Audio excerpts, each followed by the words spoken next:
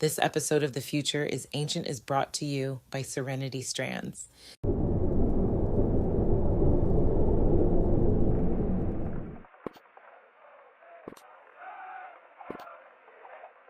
Her name was Dorothy Dot Johnson, and you've probably never heard of her, but in 1943, Dot changed the future for women around the world. Not with a protest sign, not with a political speech, but with a scarf. Dot was 19 years old, working at the Willow Run bomber plant in Michigan, building a B-24 Liberators nicknamed the Flying Coffins. Her job? Riveting thousands of tiny metal pieces onto wings the size of football fields. But there was a problem. Girls like Dot kept getting hurt, not because they were weak, because their hair kept getting caught in the machines. Reports poured in, women scalped by assembly line machinery, their hair tangled in drills, belts, and rivet guns. Some injuries were so severe they had to be rushed into the medical tents on site. We were losing girls left and right to hair accidents. That's when they told us to start wrapping up. Safety posters flooded the factories. Hollywood stars like Veronica Lake chopped their hair live to spread the message. But it wasn't just about safety. The scarf became a symbol, a quiet rebellion against the idea that women didn't belong on the front lines of industry. For the first time, women claimed their space, not with polished hairstyles, but with wrapped heads and calloused hands. But here's the twist. Dot Johnson wasn't the first. She was standing on the shoulders of queens and warriors who had been wrapping their hair for thousands of years, long before factories, before war, before Rosie.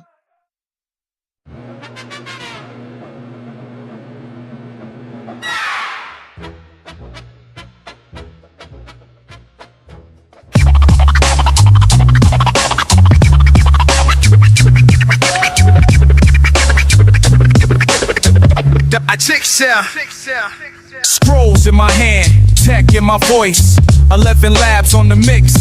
Cleopatra would've made history hum. No sponsor, just a link. Click it if you feel the craft. Keep the ritual moving. Serenity strands on the soil. Oils, earth, ancestors' breath. No plastic, no poison. Just purity in your palm. Pre-order open. Where I'm from, scrolls float through copper wires. Cleopatra hums in the static. 11 laps on the tongue. New tech, old magic. It ain't a sponsor, it's a cipher. Small coins keep the story lit. Click the link if you vibe. Keep the rituals legit. Links below. Serenity strands, strands that speak, strands that live, strands that crown. Pre-order if you feel it.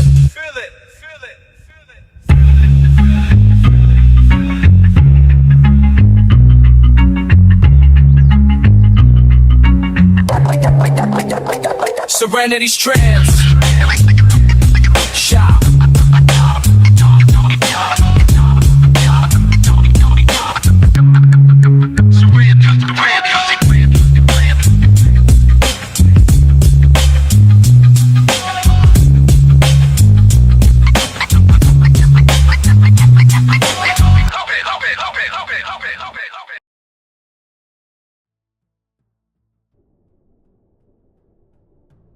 Let me take you back to 1907. A team of archaeologists led by Harvard's George Wisner was excavating a forgotten Nubian pyramid site in Lower Nubia, known as Gebel Barkal. Now, this wasn't Giza. There were no towering pyramids or grand sphinxes, just sand, stone, silence. Most historians had already written this site off. Too small, too simple, eclipsed by Egypt's golden legacy. But under layers of dust and time, they unearthed something unexpected. A royal tomb, and not just any tomb, but the final resting place of a Kandake warrior, Queen of Nubia's Kushite kingdom. Her name, Amani Sheketo, one of the most powerful queens to ever rule Kush, reigning in the 1st century BCE, the very same era as Cleopatra. Yet most people have never heard of her. You won't find her on Netflix. She's barely a footnote in most history books. And yet, Amunishaketo commanded armies, secured trade routes, and, according to some ancient accounts, stood face to face with Rome itself, driving back invaders who tried to take Nubia after Cleopatra's fall. But here's where things get really interesting. When they cracked open her burial chamber, they didn't find what they expected. No war trophies, no golden statues, no weapons. Instead, they found something far more personal: cosmetic tools, combs, oil jars, and, wrapped in fragile linen, a preserved bundle of hair. Researchers ran chemical analysis on the fabric and strands. What they found? Traces of castor oil and almond oil, the same oils recorded in ancient Nubian beauty rituals used to protect hair and skin against the brutal desert climate.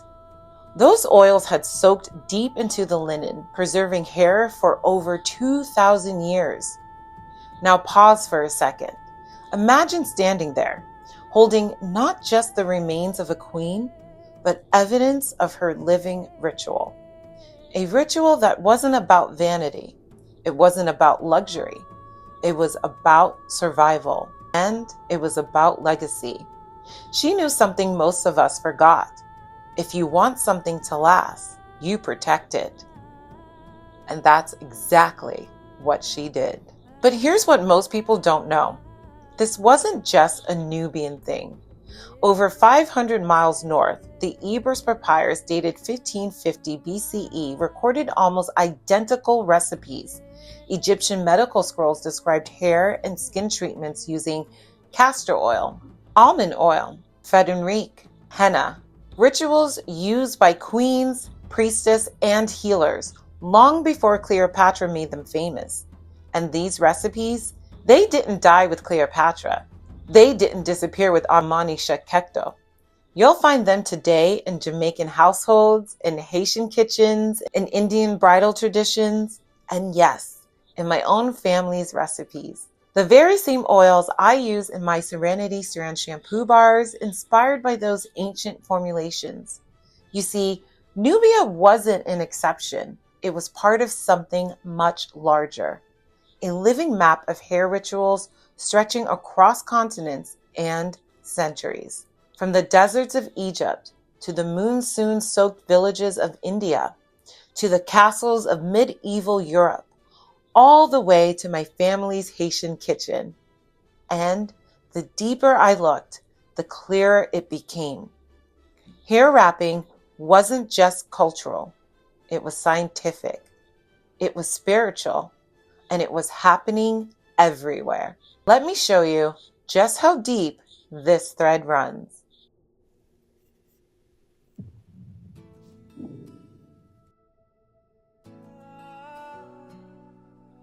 Let me widen the lens for a moment, because what Amunishaketo practiced in Nubia wasn't isolated.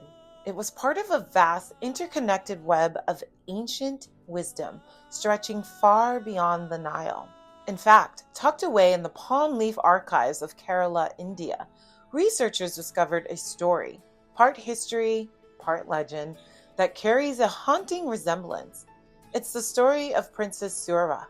Now, full disclosure, historians debate whether she was real or simply folklore, but the practices described, they're documented, proven, and still today they're used in Ayurvedic medicine. According to ancient Ayurvedic writings, women like Sura use amala berries, fenugreek seeds, hibiscus petals, coconut milk, not just for luxury, but for science.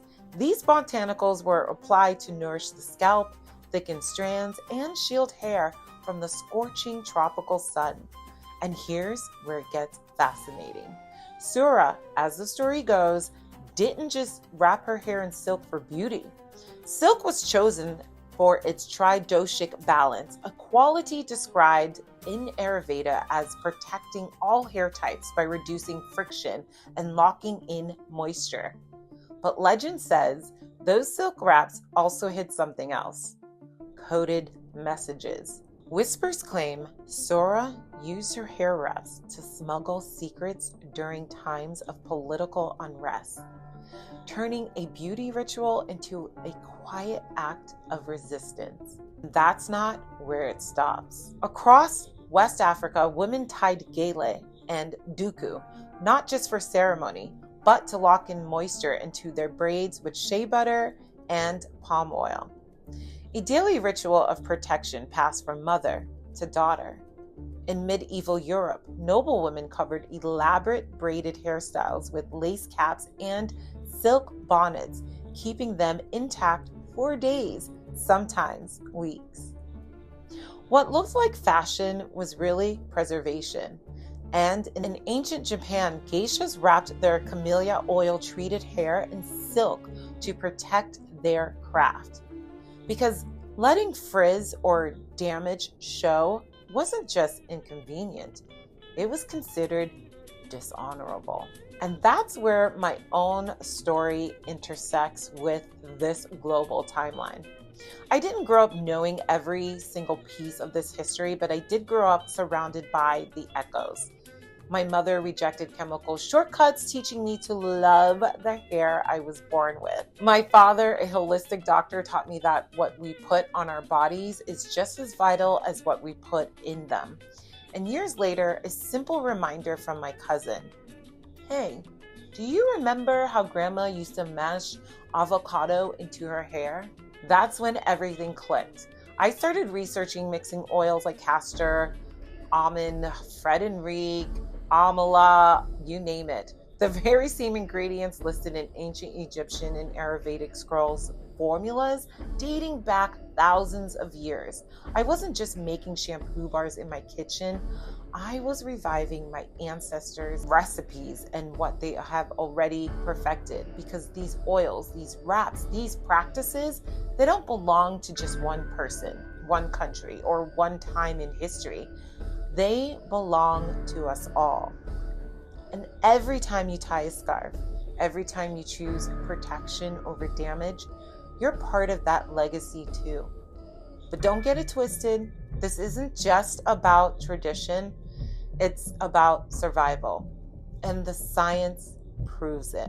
But while queens like Amani Shekekto and legends like Princess Sura wrapped their hair for beauty, health, and resistance, on the other side of history, another reason was quietly emerging, not in temples, not in palaces, but on the dangerous, defining factory floors of World War II.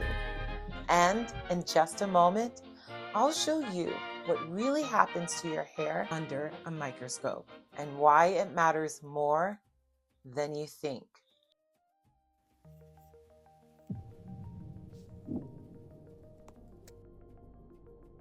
Let me show you something you've probably never seen before. Your hair under a microscope. It's not smooth, it's not sleek, it's a forest of tiny overlapping scales that act like shingles on a roof, designed to keep moisture in and damage out. But here's the part no one tells you. Every time you sleep on cotton, those shingles, they lift, they bend, they break. Silently, night after night. Microscopic studies like those published in the International Journal of Cosmetic Science shows that cotton pillowcases create 43% more friction than silk or satin. More friction means more breakage. More breakage means weaker, shorter hair over time. But here's where it gets worse. Moisture loss. Your hair and scalp naturally produces oils, but cotton, it doesn't just create friction. It drinks those oils like a sponge, and the oils our ancestors used: castor, almond, fenugreek, amala, hibiscus, olive oil. These weren't just random beauty trends. They were survival tools.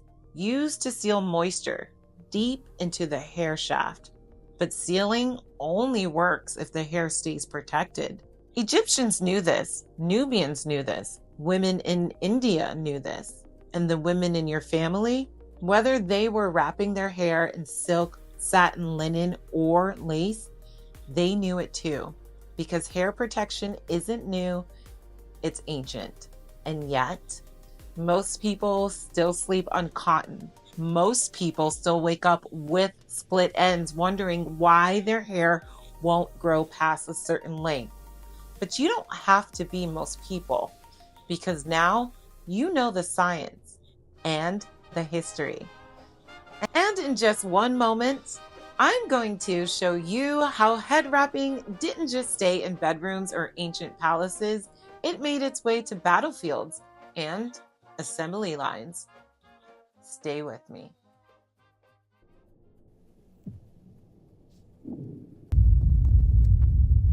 Let's fast forward to the 1940s. America is at war. Factories that once made cars and appliances are now building bombers, tanks, and ammunition.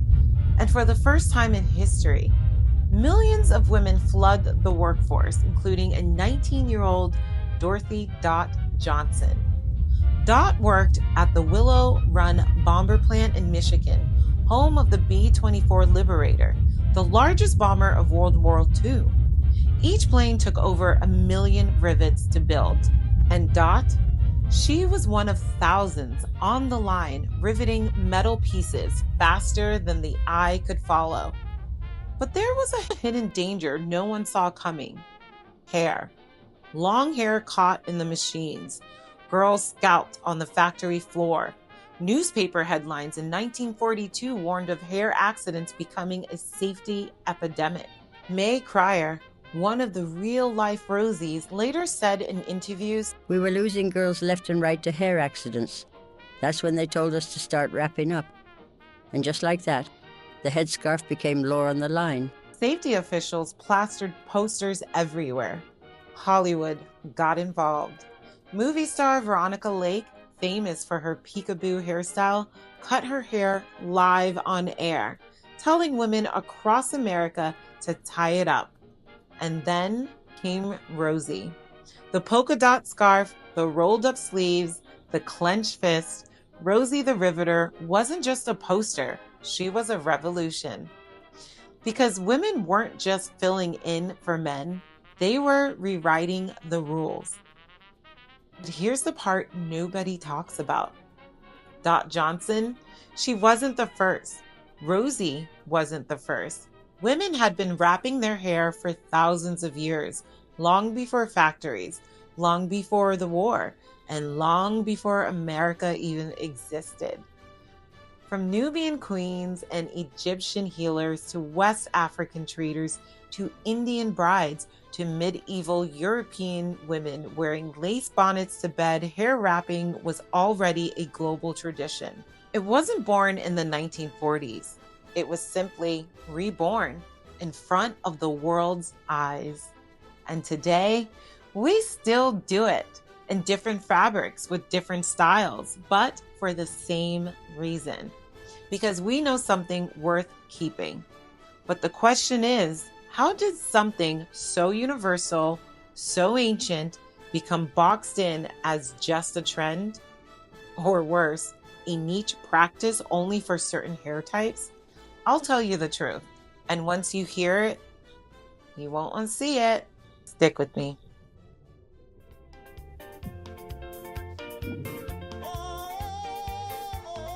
Across the globe, from Nubian queens to factory floor warriors, one simple act connected them all. The power of the wrap. Not just for beauty, not just for style, but for protection, for legacy, for survival. And the truth is, you're part of that too. Because whether you wrap your hair every night or you've never thought about it until now, you've just unlocked a piece of history that's been waiting to resurface through you. And if you've been following my Futures Ancient series, you already know this isn't just about the past. It's about reclaiming what's almost erased. The oils, the rituals, the science, all carried forward into the products I make today. Like my Serenity Strands shampoo bars, rooted in the same ancient knowledge used by queens, warriors, and healers for generations. And the best part, I'm just getting started, because next, I'm taking you even deeper.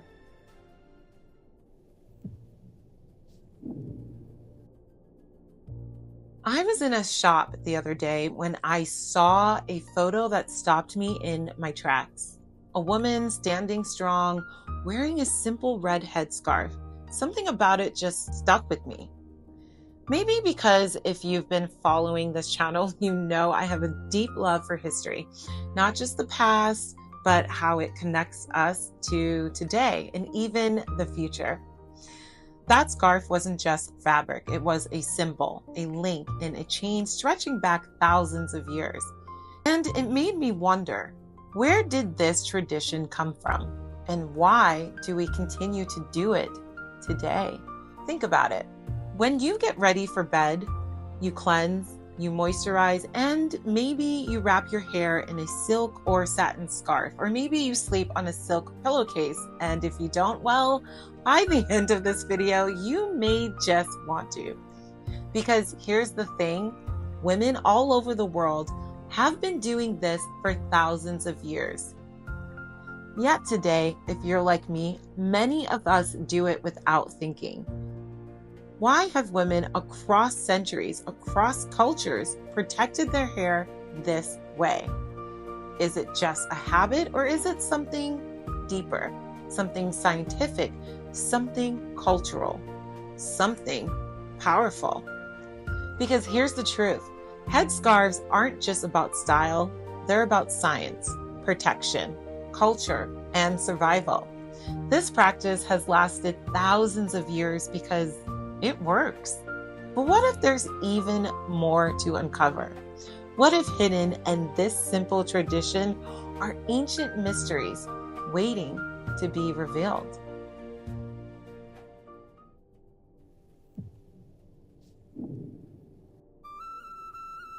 And before I let you go, let me just say this is storytelling, not a documentary. I do my research, but I am not perfect. Sometimes I miss things. Sometimes I learn things after I've hit that publish button. So don't just stop here. Go look it up yourself. Get curious, get lost in the research. I mean, that's half of the fun, right? And if you're still here, first of all, thank you. You could have been anywhere on the internet right now, but somehow you landed here with me, and I don't take that lightly. So if you want to keep going, and I hope you do, you can hit that little subscribe button, because it helps more curious minds like you find this corner of the internet. Because next up, I'm taking you into the twisted legacy of braiding. The hidden codes braided into every strand, their survival, strategies passed down through the generations, and yes, the toxin debate. Are modern braiding materials really safe? Or are we wrapping our scalps in something we should be questioning? I'm already working on it. This is also taking me a couple months to research and get it together, but I'd love to have you back for that one. Until then, I'm Sasha. Thanks for watching. The future is ancient. Be bold, be brave, stay curious, and stay kind out there. See you next time.